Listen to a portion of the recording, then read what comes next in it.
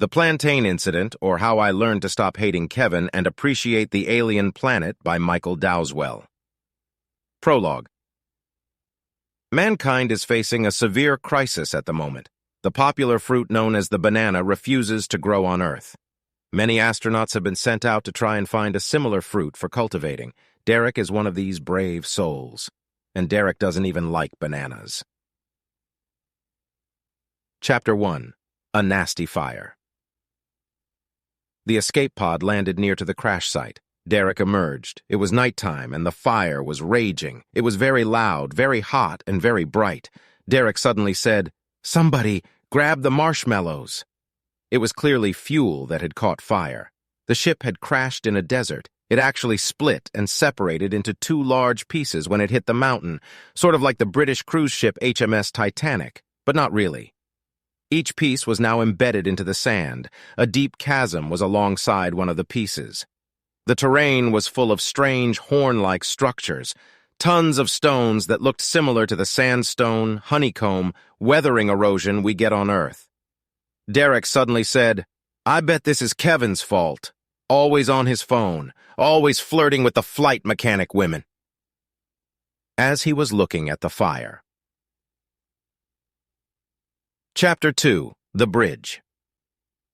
When Derek finally got the door leading to the bridge to open, there was this pink glow illuminating the entire room. It was coming from the big screen. Mission status, engine report, overheated and burned out, not functional. Status of crew, Captain John C. Bonington, dead. First Officer Fred Gordon, dead. Second Officer Susan Hepperton, dead. Third Officer Thomas Jeffrey, dead. Jane Milton, navigator, dead. Tony C. Norman Cook, dead. Simon Gilbert, chef engineer, dead. Derek E. Smith, alive. Health and safety, 1. Water purification system inactive, 2. Food replicators, not enough power, 3. Planet has breathable air, 4. The Scrabble has survived the crash, 5. Communication satellite, damaged, can only receive emails, 6. Standby, 7. Standby, 8. Ship's robot, cannot locate, 9. Air conditioning system, not enough power. Chapter 3. Burying the Dead. It was just one of those things. You can't have all the dead sitting around getting smelly and what have you. Because the ship was now running on life support, which it could sustain for 80 years flat, it meant that the ship's crematorium did not have enough power to function. So, Derek chose an area nearby, just outside a cave, and proceeded to bury the entire crew there. Each member had a cross with their name on it. Chapter 4. The Search for Food. There was really only one food source, it seemed, this strange, small, brown broccoli-looking weed that grew everywhere. The creatures outside the ship ate it. Derek ran the scanner on it, and it turned out it was safe for human consumption. You could grind it down and turn it into a flour if need be. It did not have a very nice taste. Chapter 5. A Trip to the Communications Room. It was a bit of a mess in there. Paper scattered all over the floor, a light was flickering, and the main computer screen would work for a little while, but you had to keep bumping it with your fist every now and again. There was apparently an email Derek could access, so he did. April 8th, 3025, subject, urgent. Read now, very important. There might be a slight problem with your spacecraft, Derek. It seems I forgot to install the engine cooling system, the one that kicks in just after hyperspace travel. That could cause some disastrous consequences. I hope you get this email before it's too late. You don't seem to be answering your phone. Kevin. The message was on the screen long enough for Derek to read it. He was, of course, not terribly amused by this new information, but not at all surprised. Chapter 6. Mapping the Area. Derek visited the main cargo bay and unpacked the theodolite. He had been a land surveyor in a past job. Normally, the job would be done by the drones, but they were all destroyed in the crash. It turned out that to the north, there appeared to be what looked like a walled area with a crack in it. It looked like it had been nibbled on. It would be quite a long hike to get there, but Derek would do it one day. To the south, there were massive, haphazardly stacked cuboid structures. They could definitely be called skyscrapers, a odd hodgepodge of elongated vertical cube like skyscrapers, sometimes in clumps of 4, but sometimes on their own.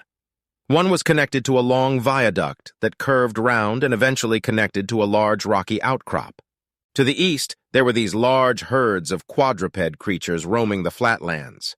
They seemed very peaceful and didn't even jump when Derek had to kill one for food. The food replicators you see required more power, and emergency ration packs got destroyed in the accident. They did need a name, though, so Derek called them the Zarduks. Chapter 7. Training a Zarduk for long-distance travel. It was remarkably easy for Derek to get the Zarduk to cooperate for some bizarre reason. After just 3 days of training, it could do all the things a Earth horse could do: walk, trot, canter, and gallop. Chapter 8. The second trip to the communications room. Derek was curious to see if there were more messages. When he got to the communications room, a small creature got startled and came running out of the room. There were holes all over the ship, and these things were now investigating rooms and corridors. Derek powered up the computer and found that there were indeed 2 new emails he could access, so he did.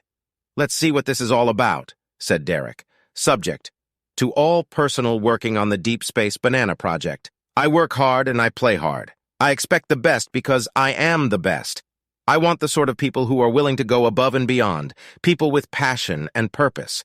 I want it to be known that Space Mechanic Kevin is not the sort of person I want out there on the front lines searching for the new banana. And while I'm here, why do all the pens keep going missing from my desk? Henry C. Archibald IV, President Space Command, Earth. And the other email. Subject: No subject. Hi, Derek. You know, I remember the first time I went to Venus. Did you know that the first person to set foot on Venus was a woman? She was called Susan Winterbottom and was from Laredo, Texas. She enjoyed collecting miniature socks from all over the world. Her favorite were a tiny pair from Russia. Can you imagine that? Derek shut down the console, left the communications room, and went to bed. Chapter 9. The Heavy-Duty Storage Box. The next day, Derek saw one of the Zarduks nudging something with its head. The creature had found one of the ship's famous plastic heavy-duty storage boxes. It was embedded into the sand and was in perfect condition. Derek opened it up, and inside this thing were about 80 packets of British custard creams and 20 canisters of coffee.